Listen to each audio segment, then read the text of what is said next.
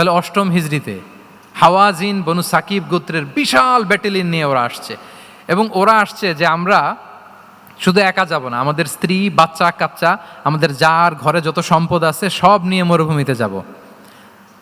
এটা নিয়ে যাব কেন? সবার মধ্যে যেন ইন্সপিরেশন আসে যে যদি আমরা হারি, আমরা সব শেষ, আমাদের সম্পদও নিয়ে যাবে।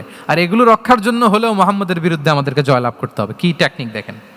সব যখন নিয়ে দাঁড়াইছে বিশাল বাহিনী, এক সাহাবী এসে বলল, ইয়া রাসূলুল্লাহ, কালকে তো আমাদের খবর আছে, এই বাহিনীকে আমরা কি করে পরাস্ত করব? ইয়া রাসূলুল্লাহ, এসে দেখুন, পাহাড় থেকে দেখুন কত বিশাল বাহিনী। রাসূল সাল্লাল্লাহু আলাইহি ওয়াসাল্লাম দেখা মাত্রই বললেন, তিলকা গনিমাতুল মুসলিমিনা গাদান ইনশাআল্লাহ। আরবি যারা বোঝেন যে it will be the war booty for the Muslim community tomorrow ইনশাআল্লাহ। আরে এগুলো তো আমরা সব গনিমত আকারে ব্যাগে কইরা মদিনায় নিয়ে যাব। এই যুদ্ধে জয়লাভ করে যা আছে এগুলো উটে করে ওয়ার বুটি হিসেবে মদিনায় নিয়ে যাব। বলার সাথে সাথে সাহাবীদের সব ভয় দূর হয়ে গেল, আবার প্রাণ ফিরে পেলেন, সজীব হয়ে উঠলেন, উজ্জীবিত হলেন। তাহলে আমরা অপটিমিস্টিক হব, আমরা ইতিবাচক চিন্তা করব। এবং ইসলাম আল্লাহ তাআলার ব্যাপারেও আমাদেরকে ইতিবাচক ধারণা রাখতে উৎসাহিত করে।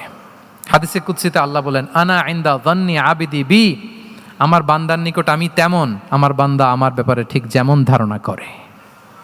আপনি যদি ধারণা করেন আল্লাহ দয়ালু, ঠিকই আল্লাহ তাআলাকে দয়ালু পাবেন।